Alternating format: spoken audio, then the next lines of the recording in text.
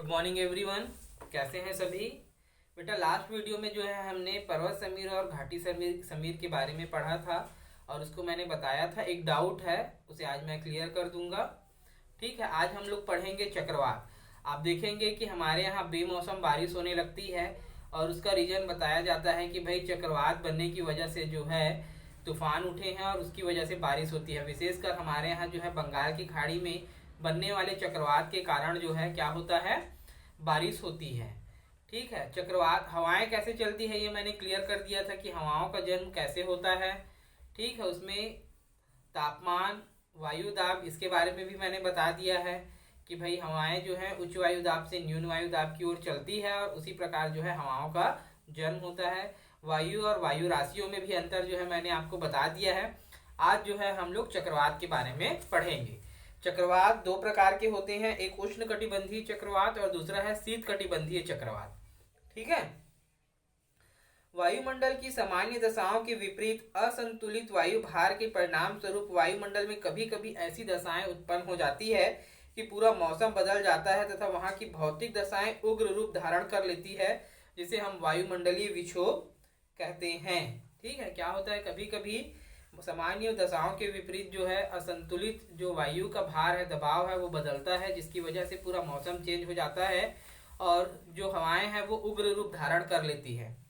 इसे जो है हम लोग वायुमंडलीय विक्षोभ कहते हैं। चक्रवात, प्रतिचक्रवात, टॉर्नेडो, तड़ित झंझा आदि विक्षोभ के उदाहरण हैं। इनका प्रभाव स्थानीय स्तर पर होते हैं। ये अल्पकालिक मौसमी प्रवाह हैं कि कुछ दिन रहने के बाद जो है ये क्या होता है, धीरे धीरे ये समाप्त हो जाते हैं।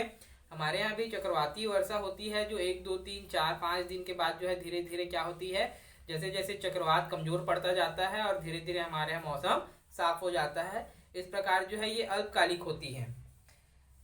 इसके प्रभाव से उत्पन्न मौसमी दशाओं का मानव जीवन पर गहरा प्रभाव पड़ता है। चक्रवात वायुमंडलीय विक्षोभ का एक प्रमुख लक्षण है। ठीक है, चक्रवात, साइक्लोन। चक्रवात अर्थात समभार रेखाएं सीधी ना होकर वृत्ताकार गोल रूप धारण कर लेती है। समभार मतलब समान भार वाली रेखाएं जो एक दूसरे को मिलाती है। जनरली ये सीधी होती है, लेकिन कभी कभी मौसम में परिवर्तन की वजह से ये सीधी ना होकर गोलाकार रूप धारण कर लेती है। केंद्र में कम भार की स्थापना होने से बाहर की ओर भार बढ़ता जाता है। जो इनका सेंट्रल है, जैसे ये देखो चक्रवात का जो है आपकी बुक में दिया हुआ है, ये चक्रवात की उत्पत्ति के बारे में है। इसमें बताया गया है कि कैसे सेंटर में जो है कम भार होने की वजह से बाहर जो है इसका ज्यादा भार हो जाता है। ऐसी दशा में हवाएं बाहर से भीतर की ओर अग्रसर होती है, अतः यह चक्रवात के नाम से जाना जाता है। ठीक है, कम भार मतलब न्यून वायु दाब का क्षेत्र और उच्च वायु दाब का क्षेत्र। ठीक है, तो क्या होता है कि केंद्र में जो है कम भार मतलब हवाएं हल्की हो जाती है और हल्की होने की वजह से ये ऊपर उठती है या भगती है, तो बाहर से जो ठंडी हवाएं हैं वहां पर जाती है, अतः यह चक्रवात के नाम से जाना जाता है। चक्रवात के दो रूप होते हैं, मैंने पहले ही बताया है, शीतोष्ण कटिबंधीय चक्रवात और उष्ण कटिबंधीय चक्रवात। चक्रवात, पीटंगटन महोदय के अनुसार चक्रवात अस्थिर पवनों के वृत्ताकार स्वरूप है कि जो हवाएं हैं वो अस्थिर होती हैं और जो उनका गोल स्वरूप है वो चक्रवात कहलाता है, जिसके केंद्र में न्यून वायु दाब स्थित होता है। हमने अभी पढ़ा ना कि कम भार अर्थात न्यून वायु दाब, हवाएं जो है उच्च वायु दाब से न्यून वायु दाब की ओर चलती है, तो केंद्र में न्यून वायु दाब होने की वजह से जो है बाहर से जो हवाएं हैं वो केंद्र की ओर चलती है। इसके चारों तरफ से उच्च वायु भार वाली हवाएं चला करती है, जिसके फलस्वरूप चक्रवात उत्पन्न होते हैं। अगर आप बुक देख रहे होंगे तो उसमें एरो से बताया गया है कि बाहर से केंद्र की ओर हवाएं किस प्रकार से आ रही है और इस प्रकार जो है चक्रवात का जन्म होता है। शीतोष्ण कटिबंधीय चक्रवात, सामान्यतः चक्रवात के मध्य में न्यून वायु भार पाया जाता है। इन चक्रवातों की उत्पत्ति 35 डिग्री से 65 डिग्री उत्तरी एवं दक्षिणी अक्षांशों के मध्य होती है।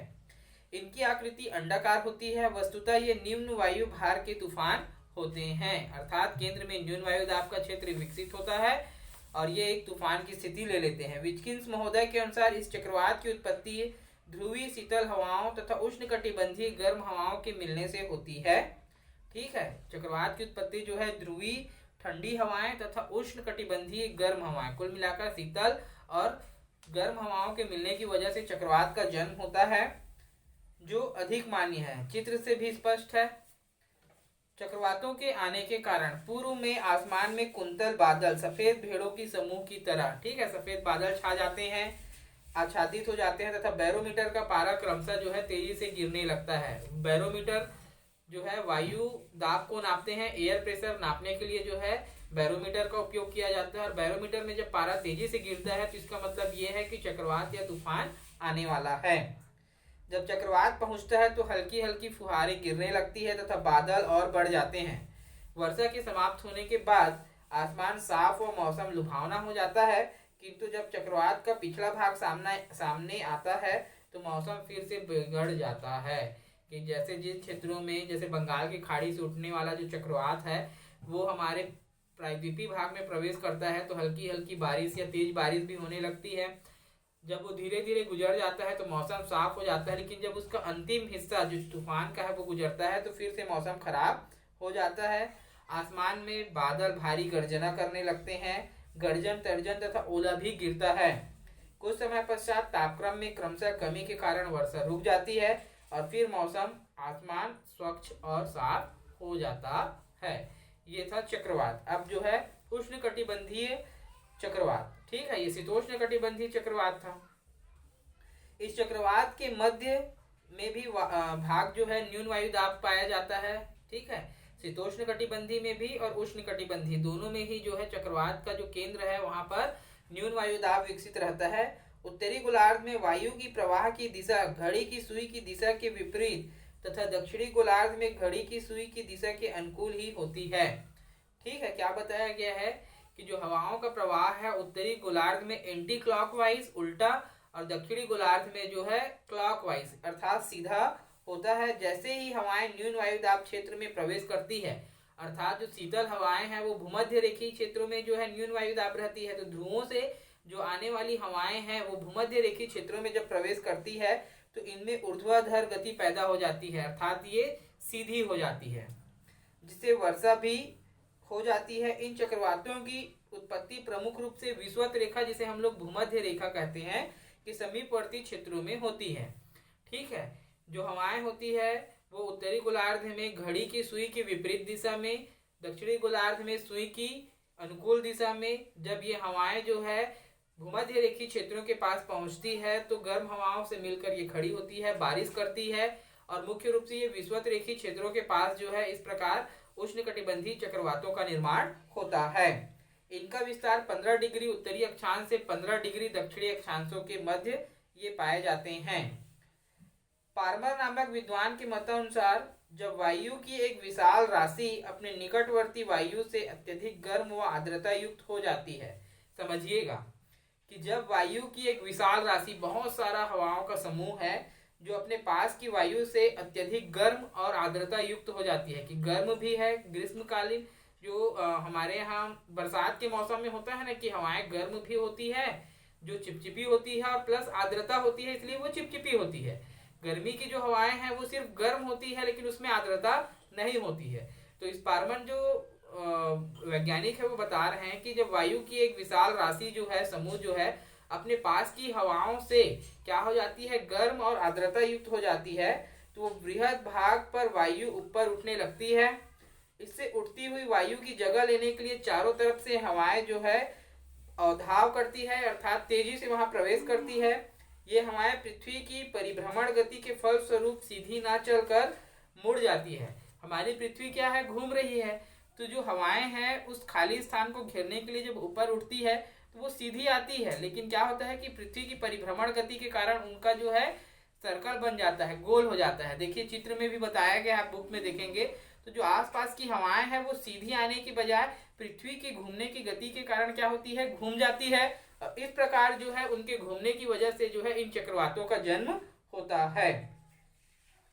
इन चक्रवातों के आने से पहले वायु शांत, भारी गर्मी तथा आसमान में पुनः कुंतल बादल छा जाते हैं, और बाद में जो है भारी आंधी व गर्जन तर्जन के साथ बिजली के चमकनों के साथ भारी बारिश होती है, जो इस चक्रवात की प्राथमिक विशेषता है।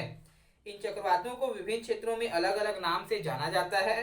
बंगाल की हिंद महासागर में साइक्लोन, चीन में टाइफून, बंगाल की खाड़ी में बवंडर, पश्चिमी द्वीप समूह में ह्यूरिकेन, संयुक्त राज्य अमेरिका में टॉर्नेडो एवं ऑस्ट्रेलिया में विली विलेज के नाम से इसे जानते हैं। टॉर्नेडो और हेरिकेन ये सब भी जो है ना, जो गाड़ियां भी आती है 4 व्हीलर, उसमें भी जो है इन गाड़ियों के नाम इनके ऊपर भी होते हैं, क्योंकि ये बहुत अधिक शक्तिशाली होते हैं। वैसे ही उन गाड़ियों को जो है इनके नाम दिए गए हैं क्योंकि वो भी अधिक शक्तिशाली होते हैं। बच्चों ये था चक्रवात, उष्णकटिबंधीय और शीतोष्णकटिबंधीय। कोई भी डाउट होगा तो पूछेंगे। आई होप कि ये बहुत अच्छे से समझ में आया होगा क्योंकि बहुत सिंपल वे पे मैंने इसको बताया है। ठीक है बच्चों, थैंक यू।